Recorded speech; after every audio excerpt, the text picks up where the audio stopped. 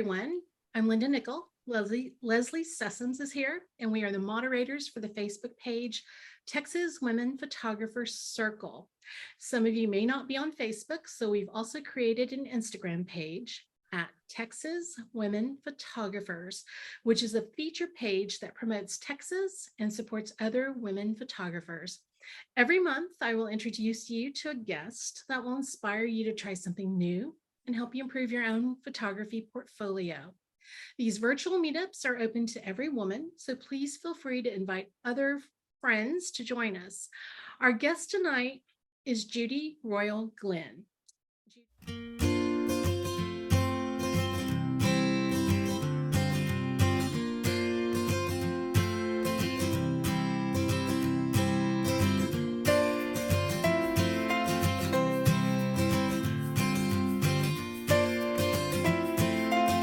Judy is a nature and wildlife photographer based in Tennessee. Her passion for photography is fueled by her faith and her love for nature. In 2014, Judy helped develop the Hummingbird Trail at the State Botanical Garden of Georgia. And through her research and observations, she helped create a garden that would sustain beautiful little hummers.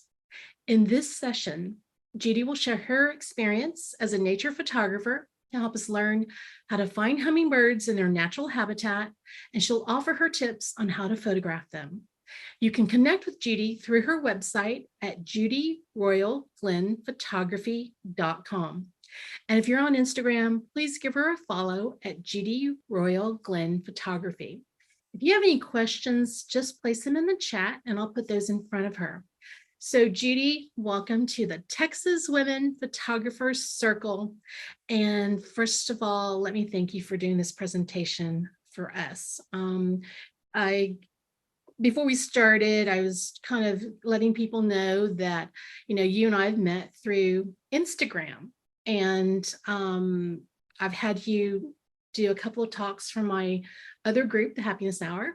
And when you and I were talking about hummingbirds at some point, and I asked you if you would consider coming back and doing a presentation for this group, and you happily said yes. So I really appreciate you doing that. I'm happy that you're here. And with that, I'm going to turn over the screen to you. Okay, so I briefly introduced you. Is there something you want to share? Did I miss anything you want to? Well, I have a surprise at the very end to share with everyone. So, but you have to hang in there to the very end. Yeah, it's a good one too. All right, you ready? I'm ready. Okay, go for it. All right, so a little bit of trivia, and I guess you kind of know the answer to it because you know what bird we're talking about tonight. But what bird flying can go from 25 miles an hour to a dead stop in a length of your index finger? Well, that would be the hummingbird. Hummingbirds are so amazing, and I really didn't know much about them until I started photographing them. And that was back in 2011 is when I first started photographing them. And these little guys, as you know, most of you know that they can fly in every direction. And they're really the only true bird that can hover. And so I think they're amazing. One of the things that I am envious of is, I guess it depends on which side of Texas y'all are from. If you're on the western side, you get a plethora of hummingbirds out there. And I'm truly jealous because here in Tennessee, we only have the ruby-throated. I love them, but I would really like to get the different species and photograph them. That would make me very, very happy. So we're going to talk mainly about the ruby-throated. We'll talk about a few other different ones, but let's go ahead and jump in. So I wanted to tell you that the bulk of my work is from the State Botanical Garden of Georgia, which Linda already mentioned. And these little guys captured my attention one day when on this yucca plant, this little hummingbird, I was like, is he sticking out his tongue? I mean, I didn't know the first thing about these little critters. And I was like, oh, they are. Well, this photo, as you can see, there's a real difference from the previous one to this one. This was like 3 cameras ago. So, but it's what I had. So I was super excited, but I was kind of frustrated with them. I was like, why are they perching so much? I want them at the flowers flying. And then I, after research, learned that 80% of their lives, they are actually perching.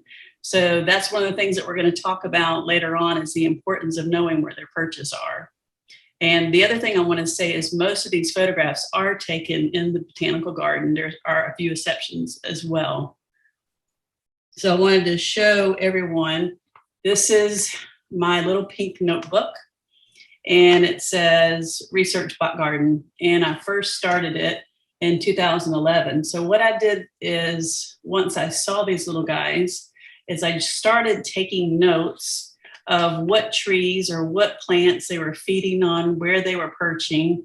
And I bugged the staff to death, the poor little people, what flowers this, what flowers that, asking so many questions. And I had all this information. And at any time I could walk into the garden and I could pretty much know exactly where to go find a hummingbird.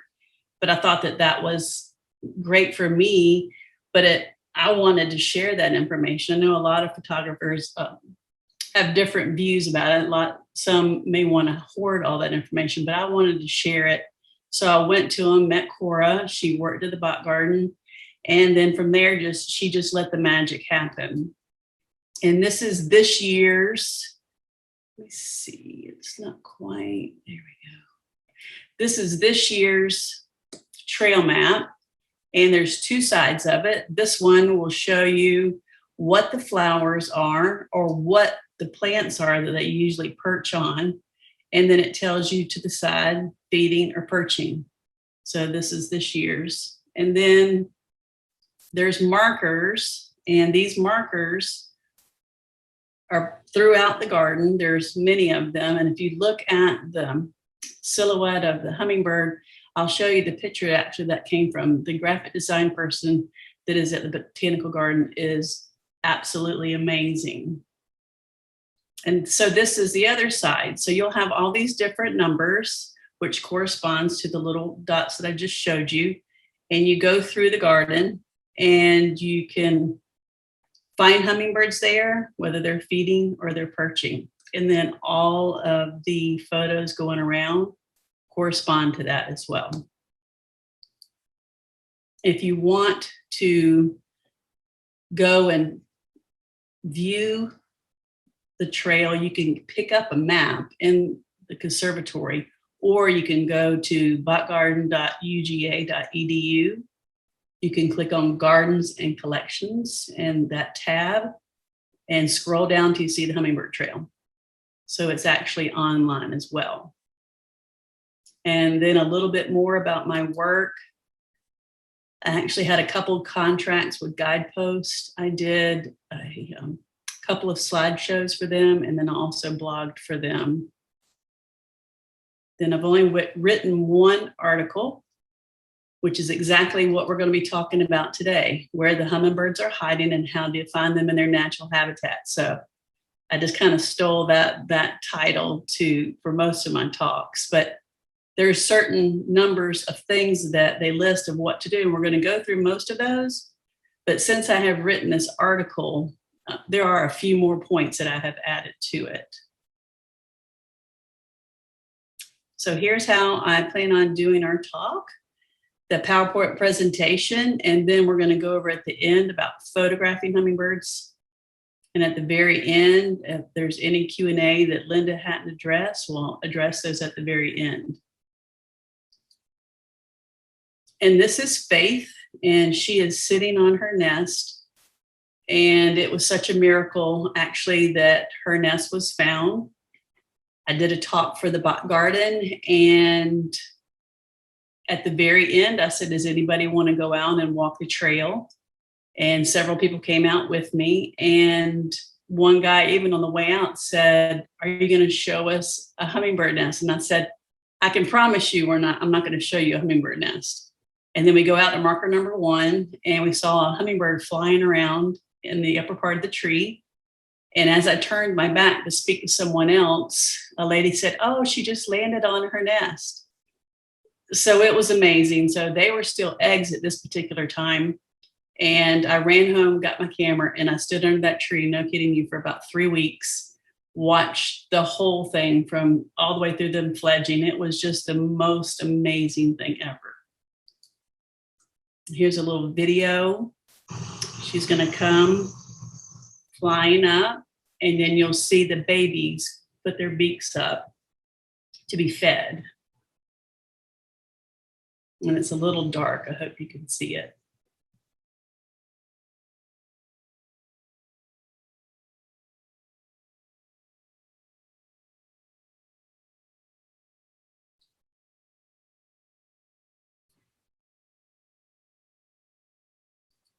And then the babies got bigger. This is one that was staring at me. I was very protective of these little guys. Faith actually made it to the front page of our home newspaper. So many people came out to watch her, and I tried to make sure that people stayed back and gave her space. And I had a very long lens, which we'll talk about in a little bit. So I got some really good photos. Now, the baby is on the left. I know that's hard to believe because he looks so much bigger. But you think about what mom's had to go through. She's running back and forth trying to feed 2 babies and herself. So a lot of times, you know, she's kind of spent. And you can look at this guy's beak and you'll see that right here, it's orange. And that's another reason that you could tell that he is the younger of the 2. And remember, as we're talking about these little critters, is these guys can see an almost ultraviolet, the whole ultraviolet spectrum. So flowers that are red and orange and the bright pinks stand out more easily to them. So we're going to talk about how to find them, because I know that you want to photograph them, but in order to photograph them, you have to know how to be able to find them. I heard someone saying that they know they're in their backyard, and that's good. And now we have to try to find out what their favorite perches are, and we're going to talk about that.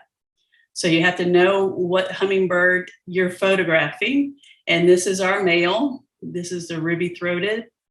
And when the sun is shining, his gorget will be a pretty red. And then when it's not, it's going to look dark. But either way, he's a beautiful hummingbird.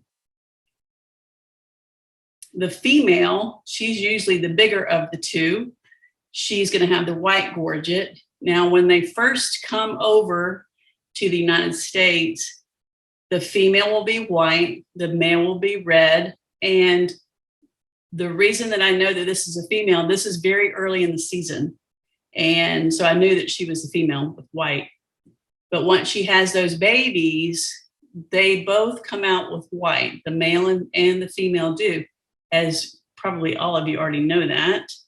But as they get a little bit older, it'll start filling its 5 o'clock shadow in.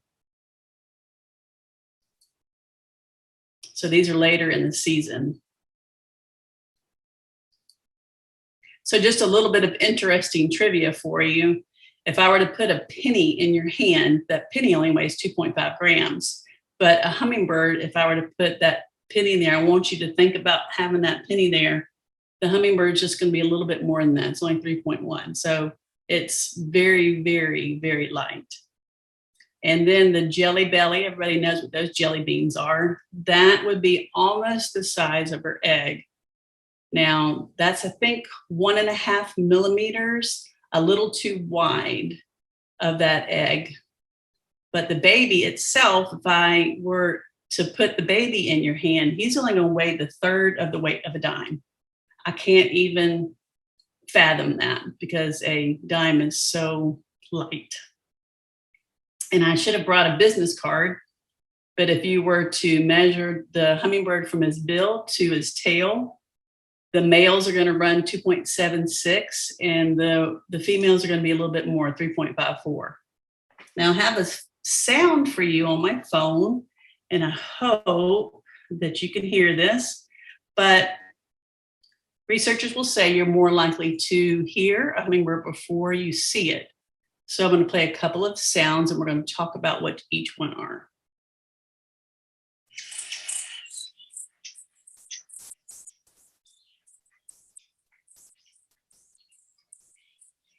This is the male hovering in front of the female, kind of displaying and showing himself to her.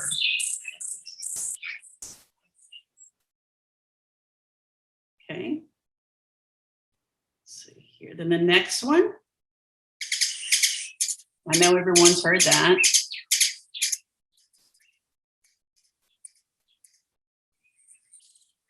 This one's, I think, kind of like he's kind of fussing.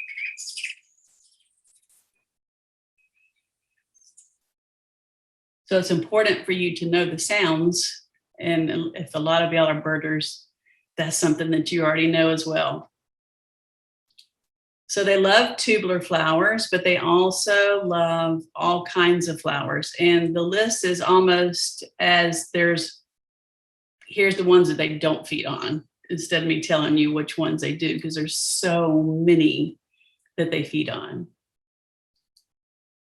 This is flowering tobacco that the garden was that they raised one year.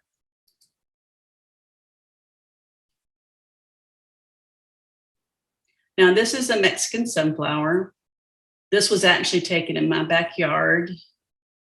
I planted them and it was so much fun because the hummingbirds absolutely love these flowers. And then you'll see later on that they would pick a particular place and sit on the stem and be very territorial, because y'all all know that hummingbirds are very territorial.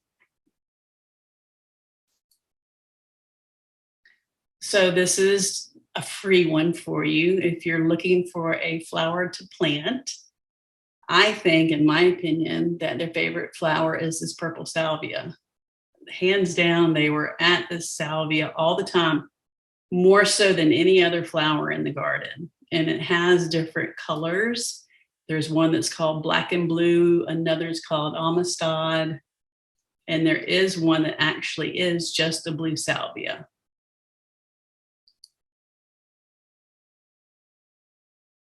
Now, we talked about how light they were. Well, I actually got to hold one, and not by my choice. But while I was at the garden, one of the ladies came and flagged me down. She goes, Judy, come here. A hummingbird hit the glass on the conservatory. And there he was sitting on the hot cement. I didn't know what to do. So I did what I thought, and I picked him up and I was like, oh my gosh, I've got to take a photo of this.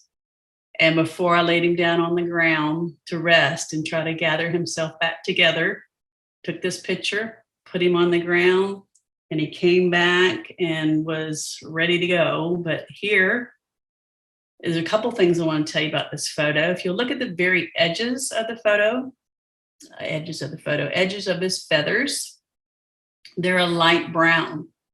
That shows that this is an immature. If it was a mature hummingbird, then it would be all the way green to the edge. And then also on his bill, I don't even know if I can pronounce it correctly, corrugations. You'll see that it's stripped here. And here you can still see markings. And then that's how we know that this guy is an immature, because he still has these markings.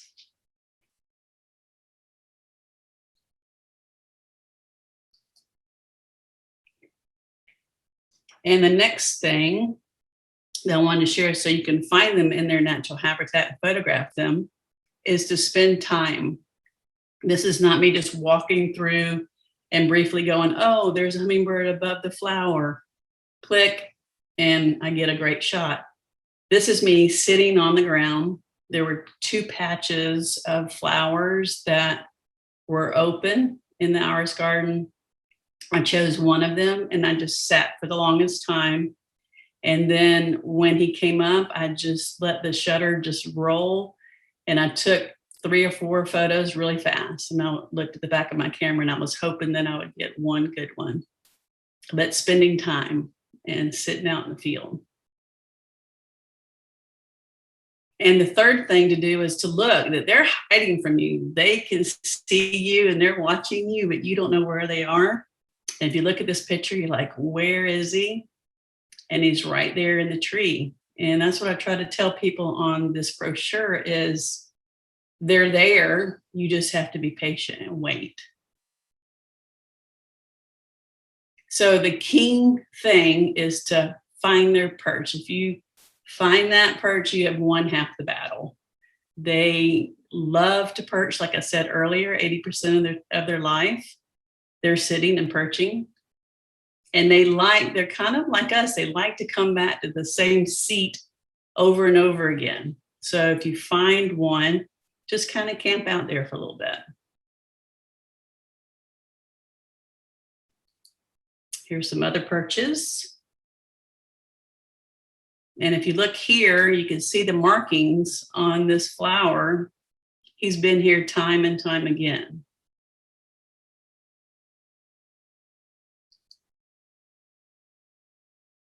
And they like to perch on all kinds of things too. But watch where they go when they fly away. And then they will probably return right back where they came. This is on metal. So on dead plants. But I also want to encourage you to be patient and to talk to people. The only reason I was able to get this photograph is because I watched a couple and I was like, well, what are they doing? And I walked over to them and I said, what are y'all doing? And they said, well, there's a hummingbird that keeps coming back to this little perch right here. So I set up my tripod and I waited. And then I moved a little bit to where I saw two flowers and he was kind of sandwiched in between the two. And then just to be still, these guys get real accustomed to you. I did my finger like this one time and I did it on my hip because that's how far, sorry, Texas. Oh, wow. Okay. That was how far he was from my shorts. He was right there on top of me. And then while they're away, I want you to listen because like I said earlier, you're more likely to hear them than you're going to see them. So they'll tell you right where they are.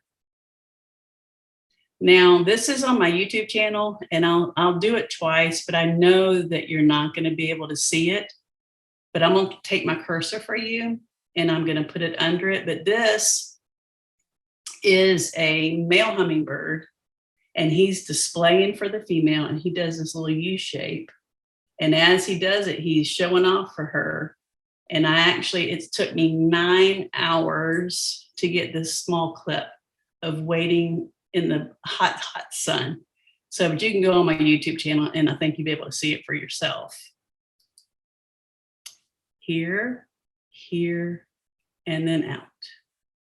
It's 9 hours it took me to do that. Try one more time. Here, here, and out. I know you still probably didn't see it anyway. That's okay. And then here's another photo of Faith on her nest. Now, these points here weren't in the article that I did, but I wanted to also mention these, is that what I do is I pray and I ask the Lord to show me or bring to me what he wants me to photograph. And by praying, it led me to get my contract with Guideposts because I was able to get this particular shot. And then I was able to meet them at a writer's conference. And she asked me if I would like my photography on Guideposts. And I was like, yes, of course, sure. But talking to people too, I told you the importance of that. A curator at the State Botanical Garden of Georgia, he knew what I did. And he says, I have a story to tell you, come here. And so I followed him. And this is the Iris Garden. This is less than half of the Iris Garden. And so I followed them through. It was September. All the irises had finished blooming. Y'all know that I don't know what happens out in Texas with flowers and stuff. But in Georgia, when I lived there, they quit blooming. And in September, of course, there's not going to be any flowers. So I followed him. And then we found one flower that was about to bloom. And I thought, that's amazing. And then he said, the story behind it is there was a gentleman that worked at the Botanical Garden And his favorite flower was a Japanese iris, which is right here. And tragically, he was killed in a car accident. And the anniversary of his death was coming up, and the flower was beginning to bloom. And I thought, that is a miracle in itself. So here's the flower here. So, sorry. I took my tripod day after day to photograph it, and I did the 2-second delay on the timer, and I took a bunch of pictures.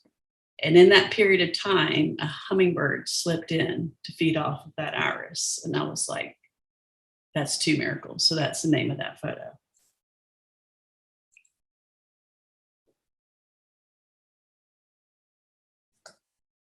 And this one was taken when I was out in California. My family went out there and they drove me over to the auditorium there. And so I got to meet this little guy. And that was so amazing to be able to photograph something other than a ruby thread. This is a rufus. And I stayed there pretty much the whole day. And they actually greeted me with their sounds as soon as I came out of their little front office. It was amazing. But just research wherever you go and find out. I heard y'all talking about different destinations, and that's how you find out about things. And of course, I Googled it to be able to find out how to get there and take good photographs there. And then my husband and I, we went on a cruise, and all our cruises are based on hummingbirds. I'm not kidding. This one was in Jamaica, and we spent the whole day. We got a guy to drive us up to the top of this mountain, and it's called the Rocklands Bird Sanctuary. And it was the most amazing day. This lady, this was her home that used to be up there. Well, it still is. And then one of her relatives is now running it. She's since passed away. But these birds are indigenous to Jamaica. This one is also called the black hummingbird. And had I not had my flash on there for a pop of color, you would not even be able to see any of that because he looks black if you were just to look at him. He's called the mango hummingbird. Another indigenous one there is the red-billed streamer tail, and you can see this male has a very, very long tail. This one is an immature, and his tail is very short. When you get there, they give you sugar bottles with sugar water in it. It's actually a liquor bottle. And then watch the magic.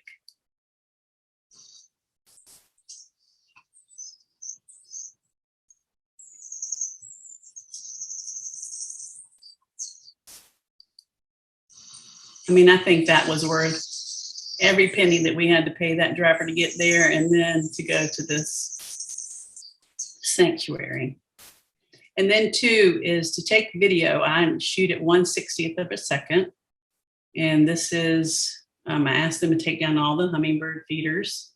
I think I was one of the only people there. And I took this, and I wanted you to hear his beautiful song.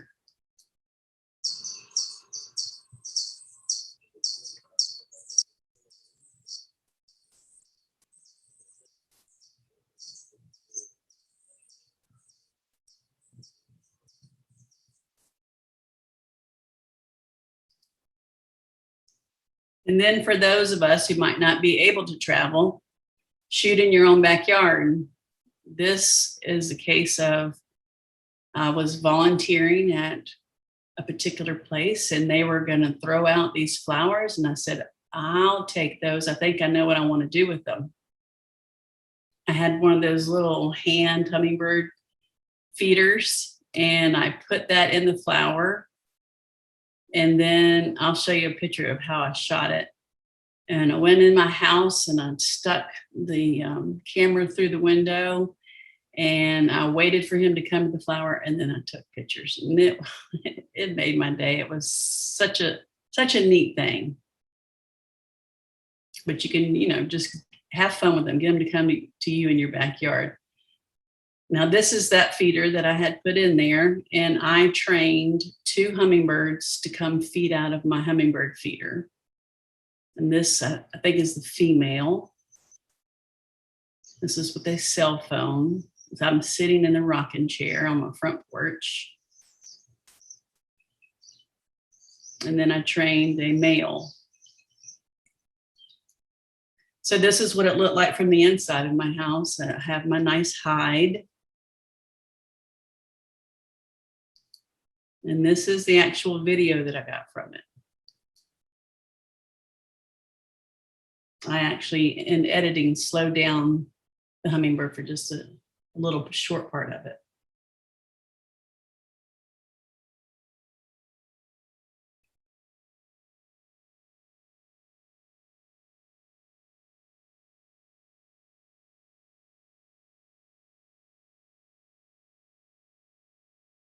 And I'll just playing around a little bit with the video. Anyway, so that made my day. That was fun. So then what you need to do, of course, we know that we're doing hummingbirds, is you got to decide where you're going to go. And my choices are not too much, but when I lived back in Georgia, it was the State Botanical Garden of Georgia. So where I always went. And then at home, you can put your feeders out. On vacation, you can choose whether you want to use the hide. I always, when I'm doing the video, I'll zoom in on the LCD screen just to make sure that what I'm photographing or videoing is sharp. Or you can shoot in the natural environment.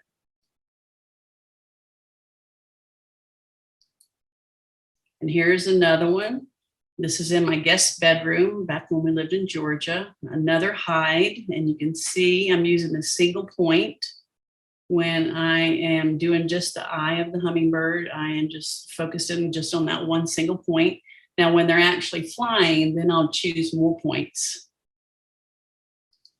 And this was my dog, and she was helping me. And then this was the shot that I got just from my backyard. And those are the Mexican sunflowers I was telling you that I planted. And here's when they're being very territorial and staking their claim and fighting everybody off.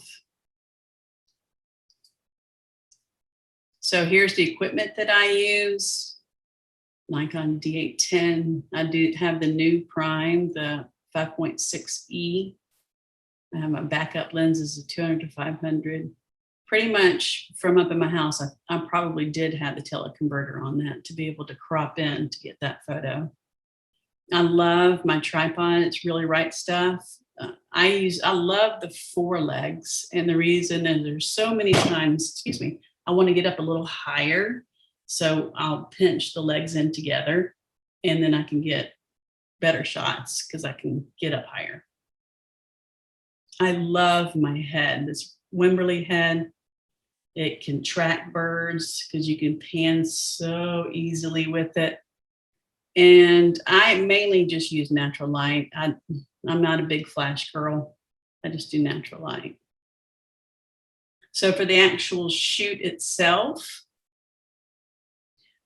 early morning, late evening, everyone that's a photographer knows cloudy days, shoot all day. Now, the thing that I want to talk to you next about, it may not work for everybody. It's the pre-visualization. Sit at one flower. You may get 0 shots. You may get just that one beautiful one. But what I'm going to show you is what we talked about earlier, just sitting at the base of that flower. I could have sat there an hour and walked away with nothing or came away with a lucky shot. This is another one. I think this one, yes, is in my backyard as well.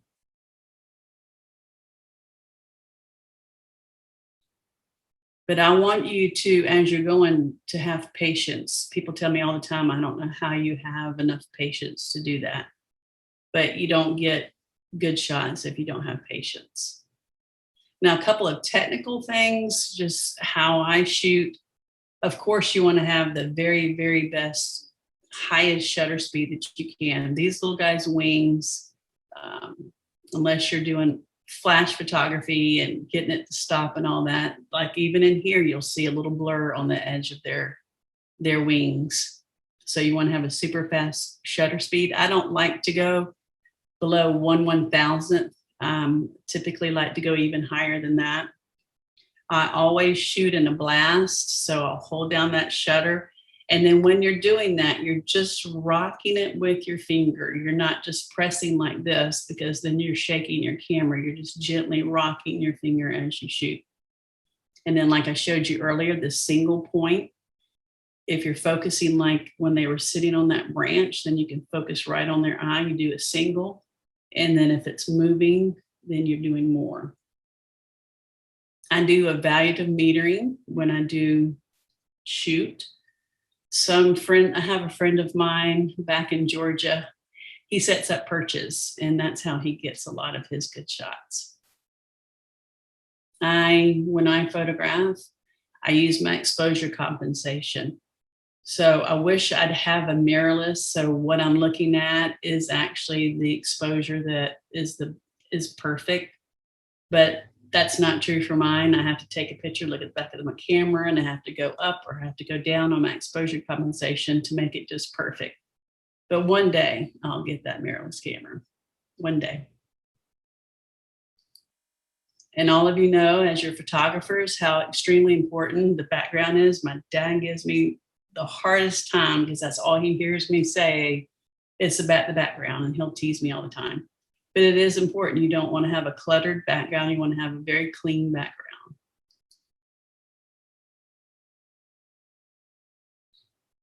And this was this guy's little perch. Originally, how I was stationed with my tripod, the red was not back in the background. So each time he came back, I would just move just a little bit more with my tripod till I got it to the background that I wanted.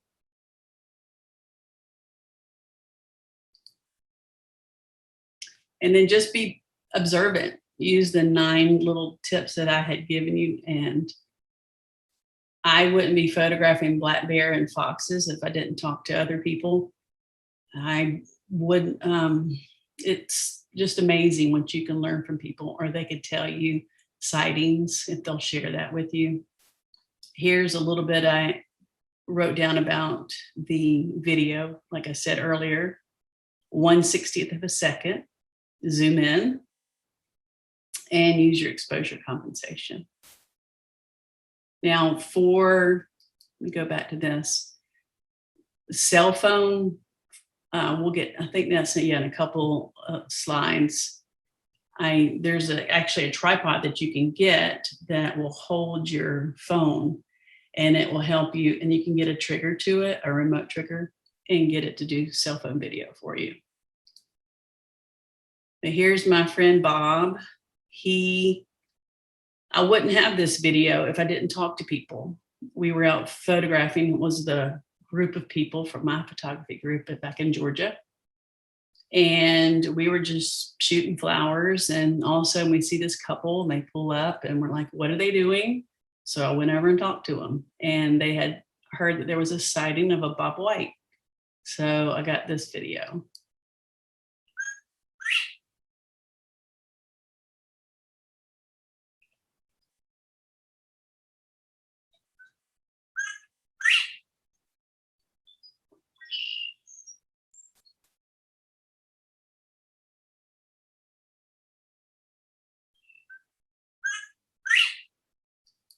Yes, I love his song. But with Instagram, when I'm on there, I will use a particular hub's hashtags. And this is something that you're not used to doing. Like, I'll just use Animal Elite, for example. I love their hub. And if I want to share this on their website, if they end up picking it, I'll put hashtag Animal Elite. And if they choose to do that, they'll put it up on their site. And they have like 300 and something million. Actually, I don't even remember now what it is, but it's a lot. And there was one particular hub that I'd used their hashtag, and I got like 45,000 views. So it's bringing others back to your Instagram page. So I would recommend that a lot. And here's another one that I trained. Excuse my back deck, which needed cleaning. This is with my cell phone.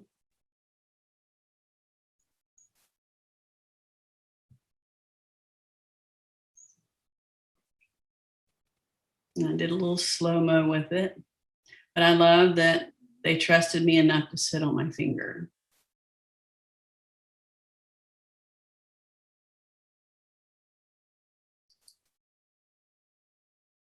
And this is me out. I think this was the day I spent part of the 9 hours trying to get the video and the photos. So I had 2 tripods and 2 cameras, 2 older of my cameras set up. And a little bit about post. I strictly use Lightroom. When I download them into Lightroom, I do the 1-to-1 previews, and then I'll share those, compare them, and whichever one's sharpest, I'll keep unless it's way better than the other one. But a lot of times I'm too emotionally attached to these pictures as I am taking them, and I'm edit them, and I have to wait and I have to put them aside. And then I asked my husband for his opinion. I'm like, okay, which one of these do you like better? And then back, I don't know if it's still available, but they did the Nick tools, and it was a free download. And I love the Color Effects Pro 4, where you can bring light to your photo on the inside where the subject is, and it will darken the outside. I really love that aspect of that. And the Game Stopper is the denoise AI. If you can afford to get it, I would definitely get it. It's a game changer, how much noise that it takes out and then saves you quality. And then I do the Final Cut Pro, and not super good at it, but I try the best I can with my video and editing skills. And then the photo logo is my logo that I put on my videos and my photos. And the last little, what now? You've got all this information. I want to introduce you Creative Live if you've not ever heard it. It's a wonderful place out in California. They're a company that have speakers come in and speak on a variety of photography, any genre pretty much. And you can watch online, and if you like it, you can buy the class. And then you can print and sell. I have a Smug Mug website. You can get the support of your family and friends and ask them to share your work when you put up posts. I've only done one show, and that was at the Bot Garden. They invited me to do a show there. But there's also photo groups that you can be members of, and they also have shows as well. And so I've done several of those. I have not done contests. I need to get brave enough to do that. And then I have published a book. I go to writers' conferences, and I have pitched my work. That's how I got my guidepost work. And I just went to a writers' conference back in May and met with a gentleman, and hopefully I will be getting a book published, but it's a shot in the dark, so we'll just see. And then just to give back, and that's what I did with the Hummingbird Trail, was to give back. But like I said earlier, with social media, is put your work out there. With my Facebook groups, what I do, especially with my Black Bears, is I go on and see what groups on there that I want to share my work to. So I'll put up my post, I'll share it to a particular Facebook group, and I do that to quite a few. And it just helps build your tribe. And then if people like your work, then they'll come back over to your Facebook page and like it. But here's a little bit of what I talked about earlier about the Bob White views that I got on that. But just to go out of your way to shoot. And I went out of my way when I was out in California, definitely. It was a long trip to get there and get back. just to do your research to find out wherever you're going, where you could find these little critters, even when you travel. So when my daughter moved out to El Paso for a little while, I said, okay, I want to photograph hummingbirds when I'm out there. So I went to a park because I knew that hummingbirds were there. And eBird is another great thing to look at when you're wanting to photograph. So I sat at the base of this yucca plant for 2 hours while my husband was sitting in the car watching a football game.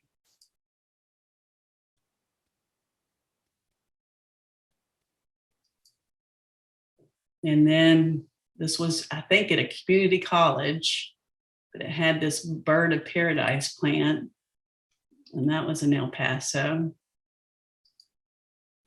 And then this was another hummingbird from Jamaica. Nope, that was the mango one that we already shared. And then this is another little dude. The ones that we shared earlier, he has the short tail, so he's not very old. When I went on another cruise, I think we were supposed to be looking at sloths, and I took a few photos, and then I see this tree and I see a bunch of little things moving all around, and I went over, and then they were hummingbirds. And I went to photograph them, and everybody's like, oh, there's hummingbirds. So oh man, I love those guys. This was in Colombia when we were down there, again on a cruise, and I found a hummingbird feeder out. So I knew that there were probably hummingbirds around. But I wanted to get them in their natural habitat. So I waited till they flew away. If you are not familiar with Bella Hummingbird, it's a wonderful, I don't want to say service, but just her videos are amazing. She has a camera pointed down at nests that are in her backyard. And it's really neat just to watch these little guys be born and then fly away. So this is where I want just my resources, where I got the sounds from. And then a little bit, if you want to look up about Bella Hummingbird, she's on Facebook and on YouTube. And then the surprise I wanted to share was my next slide. As I raise monarch butterflies. And when I was out working on my book at the library, the Lord had a little monarch come and lay eggs on my milkweed. So I have about 37 baby monarch caterpillars. Once they're butterflies, I release them in memory or love. It doesn't have to be memory. It could just be in honor of someone. I've done it for someone who's lost their pet. I've done them for, all kinds of things. It doesn't have to be, in memory, like I said. But if you would like one released, then if you'll go to Judy Royal Glenn Photography on my Facebook page, here, I'll pop to that. There's the social medias. Then in the comments, if you would just say who it's for and a little bit about them. And then what I always do is take a video if I can, but usually do. And then I will post that on my Facebook photography page, and then you can have that. And then, so that's just something that I do. I love raising them. It's so neat. And when they get a little bit older, I take them out of their little cups, and then I take them outside so they can get used to sunrise, sunset, the breeze, the wind, all that kind of stuff. And then I raise them outside, but then I have protective cages because tachinid flies will come and then lay their eggs inside of the caterpillars. So this totally protects them from being harmed. So what I wanted to say in conclusion, just a brief summary, as we talked about a lot of things. I hope that you got something out of what I talked about, but you have to know your hummingbird, spend time in the field when you're there to look, to be patient, to find their purchase. We talked about talking to others and how I use prayer to help me. Research when you're traveling. You want to draw them in like I did with my little tiny feeder. Have a shot plan. If you want to try to use what I do in pre-visualization and stand at one flower that you've selected for to shoot, to do that, and the importance of also having a very good background. We talked to Tad about video. We talked about social media and building your tribe and researching and go out of your way to shoot. And thank you so much for having me tonight. And I enjoyed it. And I hope that you get many good shots. And Judy, go ahead. Yes, ma'am. Yeah, this was very comprehensive. I'm going to get you to take down your screen. Yes, ma'am. One of the things I don't think you touched on, so I'm going to ask you, hummingbirds are migratory birds through Texas. I'm kind of guessing for you as well. When does the season start? When does it end? And let's talk about bird feeders and when to take them down or when to put them up. Sure. For us, actually, there was a lady that used to hand put them on a map, and she would, every time somebody saw their first one, she'd put a dot, and she went through and did all of that, and she's finished with that now. Mm-hmm. I am trying to think, Monarch Watch, no. I'm trying to think what the other, anybody else can tell me what the other one was. There's somebody that will post when they first get to the they fly over and or go through Texas, and they'll put them on as they go up. For us up in Tennessee, I think it's mid-April before they get here. I do know that they land at the peninsula of Florida around my birthday, which is like February 28th. And then they'll go all the way up into Canada, and then they'll turn right back and they'll go around back down. Now, at the State Botanical Garden of Georgia, I believe our last ones are usually seen the first week of October, a tad into the second week. And those little guys will fly all the way back. And I can't believe that they travel so far. They're such little tiny guys. Yeah. And yeah, there's a place for the Texas ladies along the Gulf Coast. There's a whole grouping of little parks and preserves, and it's a wonderful migratory path. And I was there last year, and the hummingbirds, someone told me they fly 24, 26 hours nonstop, and they had warned me, watch where you're walking because there will be birds on the ground just so exhausted from that flight. And I thought, exaggeration. I get there and there are birds on the ground, and it was really, really interesting to see. They were just, and I watched a hummingbird not move for an hour and a half. He was just spent he was perched on a tree, and he just sat as still as he could. But it's great opportunities to do bird photography along the Gulf during migration. Usually hits us in April, last part of March, April. And then we have a fall migration, which is, I believe, in October is when we start seeing those birds leave here. So I'm going to look really quick. I don't think there are any questions in here. I'm lying. Okay, so Sherry has a question. She wants to know, when you use the handheld feeder, are you videoing from a cell phone on a tripod and a remote, or are you holding maybe your phone with the other hand? I think in the example that I had, I was holding it with my hand. But yes, I would definitely go get one of those little, get one of those little tripods, and then you have the little remote control, and then you just press it, and then it turns it on for you, because then you're not fumbling around with the cell phone trying to take the video. Okay. Did I answer that all correctly? I think so. Sherry, if she didn't, you're welcome to. Yep, she says thank you. Okay. All right. Cool. Well, yay. It always scares me when I get questions like, I don't know. Anybody else have any questions? I'm not really seeing any. Okay. Alice said she missed the brand of the hide that you use, or did you make that yourself? Sorry. Sorry, it's a sheet.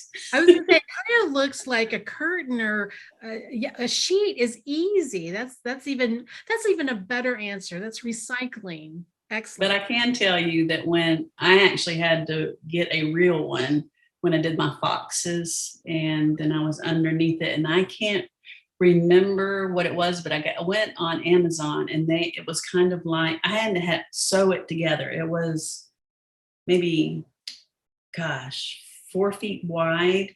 And then it was just one long piece of material. So what I did was I cut it and then I sewed it together. The top part, sewed it together the bottom part. So I actually have a real hive now.